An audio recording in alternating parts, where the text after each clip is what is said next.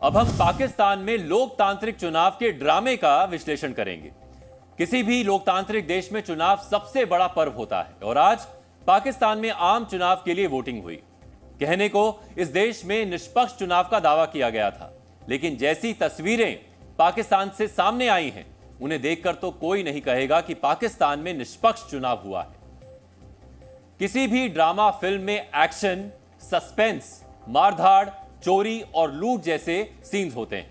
आज पाकिस्तान में वोटिंग के दौरान यह सब दिखाई दिया। यह कराची के एक पोलिंग स्टेशन का वीडियो है, जहां वोटर्स वोटों की चोरी का आरोप लगा रहे हैं। लोकतांत्रिक चुनाव में कभी ऐसा नहीं होता जैसा आज पाकिस्तान में हुआ, जिसे देखकर यही लगा कि निष्पक्ष चुनाव का सिर्फ ड्रामा किया गया। वोटिंग के दौरान पाकिस्तान में वोटों की खुलेआम चोरी हुई। पाकिस्तान में कई पोलिंग बूथ से बैलेट बॉक्स चोरी हो गए। चुनाव आयोग की जानकारी के बिना इंटरनेट पर बैन लगाया गया। 2 राजनीतिक दलों के कार्यकर्ता भिड़ गए, जिसमें 15 लोग घायल हुए। बलूचिस्तान में तो कई जगह आतंकियों ने ग्रेनेड से हमले किए।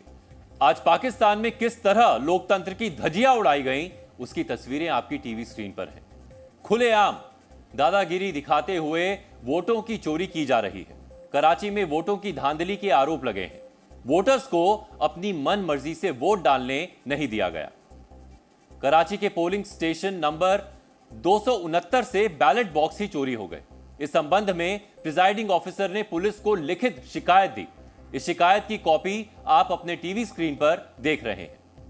सोचिए, जिस देश में खुलेआम वोटों की चोरी हुई हो, जहां बैलेट बॉक्स ही चोरी हो गए हों, क्या वहां निष्पक्ष चुनाव की उम्मीद की जा सकती है? शायद नहीं, क्योंकि आरोप है वोटों की खुलेआम धांधली की तस्वीरें सामने ना आए। इसीलिए पाकिस्तान में आज इंटरनेट पर प्रतिबंध लगाया गया था, जिसकी जानकारी चुनाव आयोग तक को नहीं थी। ऐसा किसके इशारे पर किया गया? जाहिर है, जिस देश में सेना सरकार से ज्यादा पावरफुल हो, वहां चुनावों में भी सेना का नियंत्रण ही होगा। यही वजह है कि आज पाकिस्तान में हुए चुनाव को लोकतांत्रिक चुनाव का ड्रामा बताया जा रहा है। कल ही हमने आपको दिखाया था कि पाकिस्तान में चुनाव हो और धमाके ना हो, ऐसा हो ही नहीं सकता। कल हुए 2 धमाकों में 30 से ज्यादा लोगों की मौत हो गई थी, लेकिन पाकिस्तान ने इससे कोई सबक नहीं लिया और आज फिर धमाकों से पाकिस्तान कई बार दहला। पाकिस्तान में आज एक तरफ वोटिंग हो रही थी और वोटर्स मतदान करने के लिए घर से बाहर निकल रहे थे, तो दूसरी तरफ पाकिस्तान धमाकों और आतंकी हमलों से दहल रहा था। आज हुए बम धमाकों और आतंकी हमलों ने चुनाव को सीधे तौर पर प्रभावित किया। आज डेरा इस्माइल खान के कुलाची इलाके में पुलिस पेट्रोलिंग टीम को निशाना बनाया गया। यहां हुए धमाके और गोलीबारी में 4 पुलिस वालों की मौत हो गई, जबकि 2 पुलिस वाले घायल हुए। खैबर पख्तूनख्वा के डांग क्षेत्र में एक पोलिंग बूथ पर फायरिंग की गई, जिसमें एक पुलिसकर्मी की मौत हो गई। खैबर पख्तूनख्वा में ही अफगानिस्तान बॉर्डर के करीब पोलिंग बूथ पर तालिबान ने हमला किया। इस हमले में 3 महिला एजेंट्स घायल हो गईं। आज ही बलूचिस्तान के खरान में लेवी फोर्स की गाड़ी के पास धमाका हुआ। इस धमाके में एक पुलिस ऑफिसर की मौत हो गई, जबकि 2 पुलिसकर्मी घायल हो गए। वहीं बलूचिस्तान के लज्जा शहर में हुए धमाके में 2 सुरक्षा कर्मियों की मौत हो गई। यहां हुए हमले में 9 लोग घायल भी हुए। बलूचिस्तान के ही अलग अलग हिस्सों में आतंकियों ने ग्रेनेड से हमलों को अंजाम दिया। वोटिंग में धांधली, बैलेट बॉक्स की चोरी और पोलिंग स्टेशन पर हुए हमलों से इतना साफ है कि पाकिस्तान में आज हुए चुनाव ना निष्पक्ष रहे और ना ही शांतिपूर्ण। क्या ऐसा किसी एक पार्टी विशेष को राजनीतिक फायदा पहुंचाने के लिए किया गया? और वोटों की धांधली किसके इशारे पर की गई? ये ऐसे सवाल हैं जो पाकिस्तान में चर्चा का विषय बन गए हैं। वोट चोरी हो रहे हैं सारे। यकीन हो रही सिटी तेरी दाढ़ी शर्म नहीं आती। 2 नंबर वोट कर रहे हैं, 2 नंबर स्टैंपल ला रहे हैं सारे। नहीं चल रही है। ये नाम है, देखो लोग ही नहीं आए, इन्हें वोट के नहीं पाए, किन्हें पाए इन्हें वोट, इन्हें वोट के लिए पहले सारा भरे पड़े ये सारे भरे पहले कितना पैसे लिए आए हैं? पैसे लेके आज वोटिंग के दिन पाकिस्तान में इंटरनेट पर प्रतिबंध लगा दिया गया। फिर भी पाकिस्तान में आज 2 चीजें सोशल मीडिया पर ट्रेंड करती रही। पाकिस्तान में चुनाव और दूसरा इमरान खान। लेकिन सवाल इस बात को लेकर उठ रहा है कि पाकिस्तान सरकार ने देश में वोटिंग वाले दिन इंटरनेट सर्विस पर बैन क्यों लगाया, जबकि 24 जनवरी 2024 को सिंध हाई कोर्ट ने पाकिस्तान सरकार और टेली कम्युनिकेशन अथॉरिटी को आदेश दिया था कि वोटिंग वाले दिन इंटरनेट सर्विस किसी भी हाल में बाधित ना हो। एमनेस्टी इंटरनेशनल और वर्ल्ड ह्यूमन राइट ऑर्गेनाइजेशन ने भी पाकिस्तान सरकार से अपील की थी कि वोटिंग वाले दिन इंटरनेट सर्विस उपलब्ध करें। अंतर्राष्ट्रीय पत्रकारों की संस्था कमिटी टू प्रोटेक्ट जर्नलिस्ट ने भी पाकिस्तान सरकार से चुनाव के दिन इंटरनेट सर्विस मुहैया कराने की अपील की थी। इस सब के बावजूद आज पाकिस्तान में इंटरनेट सर्विस बंद रही। ऐसा करने की वजह थी चुनाव में जीत की तरफ बढ़ते इमरान खान और उनकी पार्टी को रोकना। दरअसल इमरान खान के जेल जाने और पार्टी नेताओं पर केस दर्ज होने की वजह से पीटीआई के नेताओं ने सोशल मीडिया पर जबरदस्त प्रचार किया। इस मामले में पाकिस्तान की बाकी पार्टियां काफी पिछड़ गईं। सोशल मीडिया पर पाकिस्तान में इमरान खान ट्रेंड कर रहे थे। इससे इतना तो साफ हो गया कि भले ही इमरान की पार्टी के नेता निर्दलीय चुनाव लड़ रहे हैं, लेकिन देश में माहौल इमरान के समर्थन में है, जिससे इमरान की पार्टी को फायदा मिल सकता है। इमरान की लोकप्रियता का असर आज वोटिंग के दौरान भी दिखाई दिया। पाकिस्तानी सेना की मदद से नवाज शरीफ भले ही जीत का दम भर रहे हैं, लेकिन आम पाकिस्तानियों की पहली पसंद अब भी इमरान खान है। इमरान की इसी लोकप्रियता के डर से वोटिंग के दिन इंटरनेट पर प्रतिबंध लगा दिया गया। चुनाव के दिन यानी आज पीटीआई की ऑफिशियल वेबसाइट को भी पाकिस्तान में ब्लॉक कर दिया गया। पीटीआई की वेबसाइट पर उन उम्मीदवारों की जानकारी थी जो पार्टी चिन्ह रद्द होने के बाद निर्दलीय चुनाव लड़ रहे हैं। हालांकि पाकिस्तान टेलीकम्युनिकेशन अथॉरिटी ने सफाई दी है कि आज देश में इंटरनेट बंद इसलिए रहा कि देश में रूटीन सर्विस का काम चल रहा है। अब यह कोई इत्तेफाक तो नहीं हो सकता कि जिस दिन चुनाव हो उसी दिन रूटीन सर्विस की जाए, जबकि Sindh high court internet service सुनिश्चित करने का आदेश दे चुका था। ऐसे में यही लगता है कि इमरान के जेल में होते हुए भी इमरान खान की लोकप्रियता ने नवाज शरीफ की चिंता बढ़ा दी। वैसे इमरान की पार्टी पाकिस्तान की सबसे पसंदीदा राजनीतिक पार्टी है। यह हालिया सर्वे में भी सामने आया था। पाकिस्तान में चुनाव को लेकर national, international observers, Pakistani media ने सर्वे और ओपिनियन पोल्स कराए हैं। Saudi Arab based media outlet Urdu news के सर्वे के मुताबिक ज्यादातर वोटर्स का झुकाव इमरान खान की पार्टी पाकिस्तान तहरीके इंसाफ यानी पीटीआई की तरफ था।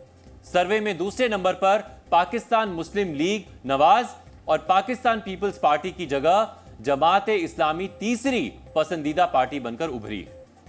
33.7% लोगों ने पाकिस्तान तहरीके इंसाफ, 23% ने पाकिस्तान मुस्लिम लीग एन और 21.6% ने जमात-ए इस्लामी और 5.6% ने पाकिस्तान पीपल्स पार्टी को पसंद किया। सर्वे के मुताबिक 34.8% लोगों ने माना कि देश के अगले प्रधानमंत्री नवाज शरीफ होंगे। 29.8% लोगों ने इमरान खान को प्रधानमंत्री पद के लिए पसंदीदा कैंडिडेट बताया। पाकिस्तान में इमरान इतनी मजबूत स्थिति में तब रहे जब चुनाव में ना वो प्रचार कर पाए, ना ही उनकी पार्टी के नेता खुलकर जनता के बीच जा सके। लेकिन सोशल मीडिया पर इमरान और उनकी पार्टी की पकड़ और जनता के बीच सीधी पहुंच ने नवाज के लिए हालात पेचीदा बना दिए हैं। पाकिस्तान में आज दिन भर क्या कुछ हुआ, इस पर पाकिस्तान से हमारे संवाददाता अनस मलिक ने रिपोर्ट भेजी है, जिसे आपको जरूर देखना चाहिए। पाकिस्तान में आज आम इंतखाबात और आम इंतखाबात के नतीजे में तकरीबन 12 करोड़ 80 लाख वोटर्स जो हैं उन्होंने वो इनरोल्ड थे अपना हक़ राय दही इस्तेमाल करने के लिए।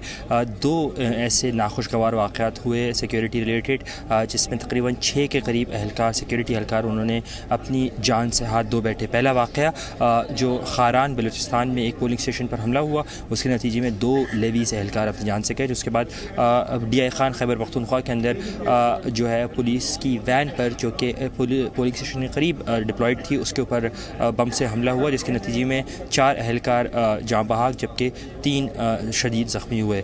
उसके बाद हमने देखा कि ओवरऑल इलेक्शन कमीशन की जानब से तकरीबन 55 के करीब उनको कंप्लेंट्स मिली इलेक्शन पोलिंग की कंप्लेंट्स रिलेटेड, और वो 55 कंप्लेंट्स को इन हाउस ही रिजॉल्व किया गया।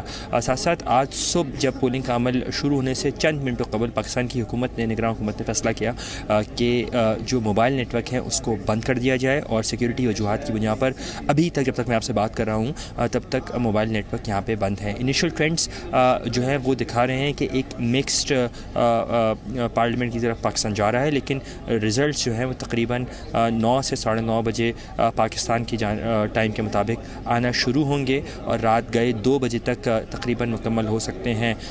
मुख्तलिफ लीडरान ने अपने अपने हलकों में वोट कास्ट किया और हमने देखा कि अमूमन जो है वो जिस तरह से हिस्टोरिकली धांधली के इल्ज़ाम लगाए जाते हैं एक दूसरे की तरफ, वो इल्ज़ाम इस बार इलेक्शन के वक्त नहीं लगाए गए। मेरे अक़ब में जहाँ पे अभी मैं मौजूद हूँ इलेक्शन कमीशन के अंदर, यहाँ पर मीडिया वॉल का इंतखाब किया गया है, जहाँ पे नस्ब की गई है, जहाँ पे जो है मुख्तलिफ हलकों से, मुख्तलिफ सूबों से कौमी और सूबाई नशिस्तों के जो रिज़ल्ट्स हैं उनको आवेज़ा किया जाएगा। और जो सफ़ेद रंग है उसका मतलब ये कि अब तक नतीजा नहीं आया, जो हरा रंग है इसका मतलब ये कि नतीजा आ चुका है, जो नारंगी रंग है वो इस बात को बताता है कि जो हल्के का जो नतीजा है उसको विथहोल्ड किया गया है, जबकि जो लाल रंग है वो इस बात को बताता है कि वहाँ पे उस हल्के में इलेक्शन को पोस्टपोन कर दिया गया है। मुख्तलिफ जो पार्टी लीडरान हैं उनकी जानिब से इस बात का इजहार किया गया है कि वो ही हुकूमत बनाएंगे। इनिशियल ट्रेंड्स भी अभी तक ये बताते हैं कि वोटर टर्नआउट मिला जुला ही रहा और इस हवाले से इलेक्शन कमीशन की जानिब से अब तक इलेक्टोरल टर्नआउट के हवाले से वाज़े तौर पर नहीं बताया गया। लेकिन अगर हिस्ट्री में हम जाएँ तो पाकिस्तान का जो इलेक्टोरल टर्नआउट है वो सबसे ज़्यादा 1970 में रहा, उसके बाद 2013 और 2018 के इलेक्शंस में रहा, जो कि 57% से ज़ायद कभी नहीं रहा। तो अगर इलेक्शन का टर्नआउट तकरीबन 30% से ज़्यादा भी होता है तो उस इलेक्शन को लार्जली जो है वो बैनुल अक़वामी और अंदरूनी सतह पर तस्लीम किया जाएगा। जी मीडिया के लिए अनस मलिक, इस्लामाबाद, पाकिस्तान से। पाकिस्तान में बैलेट पेपर से चुनाव हुए हैं और आज ही वोटों की गिनती भी शुरू हो गई, लेकिन चुनाव के नतीजे कल आएंगे। अगर नतीजों में PMLN को पूर्ण बहुमत नहीं मिलता है तो फिर नवाज शरीफ के चौथी बार प्रधानमंत्री बनने का सपना अधूरा रह सकता है। इसके पीछे वजह यह है कि जिस तरह इमरान खान चुनाव में पसंद किए गए हैं, उससे पार्टी के निर्दलीय उम्मीदवारों की जीत की संभावना बढ़ जाती है। अगर पाकिस्तान पीपल्स पार्टी 40 से 50 सीटें जीत जाती है तो इमरान के निर्दलीय जीतने वाले सांसदों के साथ मिलकर बहुमत का आंकड़ा छू सकते हैं। दरअसल पाकिस्तान की नेशनल असेंबली में कुल 336 सीटें हैं, जिनमें से 266 पर ही वोटिंग के जरिए सांसदों का चुनाव होता है। नेशनल असेंबली की बाकी 70 में से 60 सीटें महिलाओं के लिए, जबकि 10 सीटें अल्पसंख्यकों के लिए आरक्षित हैं।